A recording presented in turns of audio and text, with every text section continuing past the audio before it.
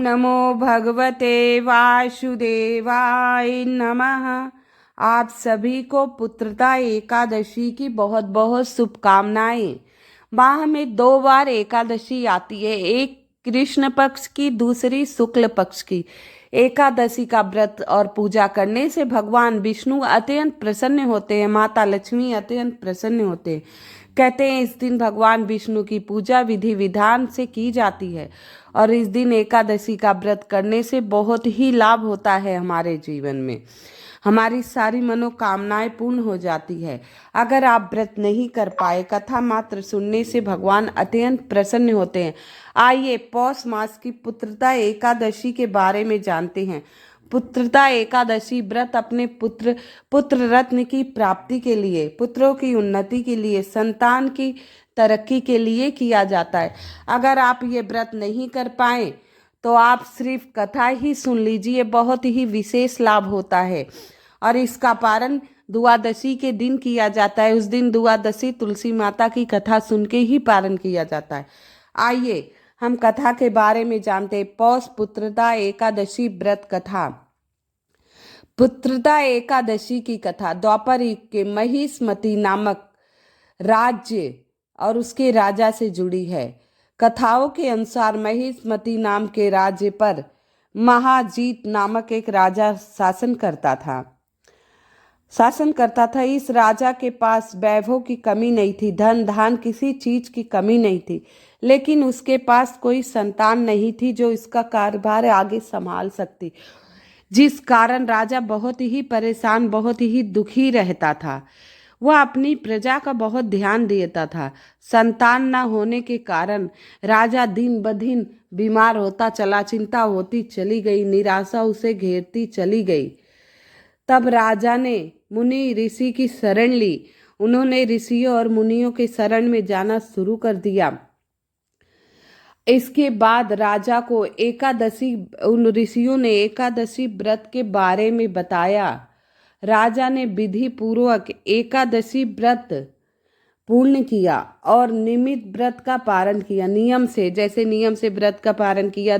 दशमी के दिन एक समय उसने भोजन किया और एकादशी के दिन अपने सामर्थ्य अनुसार व्रत किया, फलाहार खा के रात्रि जागरण किया, भगवान श्रीमन नारायण का जाप किया और द्वादशी के दिन भी कथा सुनकर उन्होंने नियम से पालन किया और मंदिर में सीधा दान जो उनका सब दिया, ऋषि मुनि के भोजन कराया। और इसके बाद कुछ ही महीनों बाद रानी ने गर्भ धारण किया और 9 महीने के बाद एक सुंदर से पुत्र को रानी ने जन्म दिया। आगे चलकर यह राजा का पुत्र श्रेष्ठ राजा बना और फिर राजा ने पूरे राज्य में ढिढोरा पिटवा दिया। आज से एकादशी का व्रत हमारे पूरे राज्य में किया जाएगा और एकादशी व्रत का जो फलाहार है वो हमारे राज्य से सबके घरों में बांटा जाएगा और रात्रि में जागरण महल में होगा। आप सभी प्रजा को आना है। तो ये मैंने आपको सुनाई है राजा की कथा। दूसरी कथा के बारे में जानते हैं। कथा के अनुसार एक समय में भद्रावती राज्य का राजा सुकेतु मानक था। उसका विवाह शैवा नामक राजकुमारी से हुआ। उसके राज्य में हर प्रकार की सुख सुविधा और वैभव था।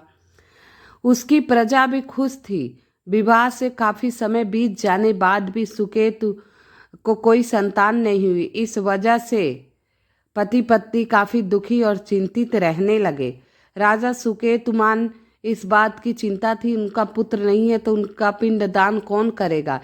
इस सब से राजा का मन इतना व्यथित हुआ कि वह खुद ही प्राण लेने की सोचने लगे। हालांकि उसने ऐसा कदम नहीं उठाया। राजकाज से भी उसका मन उचट गया है और वह एक दिन वन की ओर प्रस्थान कर गया। राजा चलते चलते एक तालाब के किनारे पहुंचा। वह दुखी मन से वहां बैठा हुआ था। तभी कुछ दूरी पर एक आश्रम दिखाई दिया। वह उस आश्रम में गया, वहां सभी ऋषियों को प्रणाम किया। तब ऋषियों ने उसके वन आने का कारण पूछा। तब राजा ने अपने दुखी होने का कारण बताया। ऋषि ने राजा सुकेतुमान से कहा, संतान प्राप्ति के लिए पौष मास की शुक्ल पक्ष की एकादशी का व्रत, पुत्रदा एकादशी का व्रत विधि विधान से करो। ऋषि ने पुत्रदा एकादशी की व्रत की महिमा का वर्णन किया। अपनी समस्या का हल पाकर राजा वहां से खुश होकर वापस अपने राजमहल आ गया।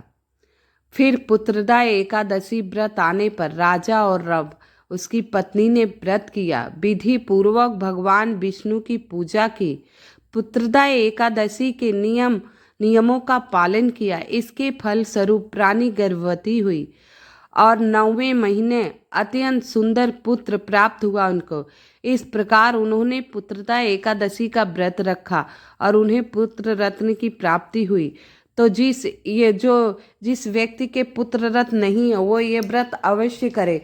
आपको साल भर के अंदर पुत्र रत्न की प्राप्ति अवश्य होगी, लेकिन ये व्रत आपको विधि विधान और नियम से करना चाहिए, पूर्णतः विश्वास एवं श्रद्धा से करना चाहिए, तो पुत्र रत्न की प्राप्ति अवश्य होती है।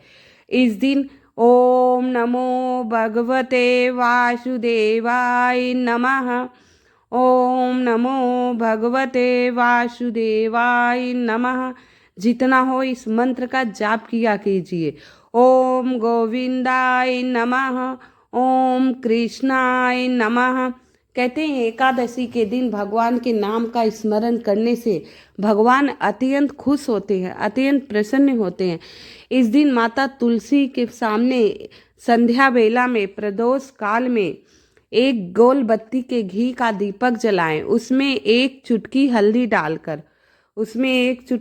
डालकर और 7 बार परिक्रमा करें। ओम नमो भगवते नारायणाय नमः, ओम नमो भगवते नारायणाय नमः, यह कहते हुए 7 बार आप परिक्रमा कीजिए।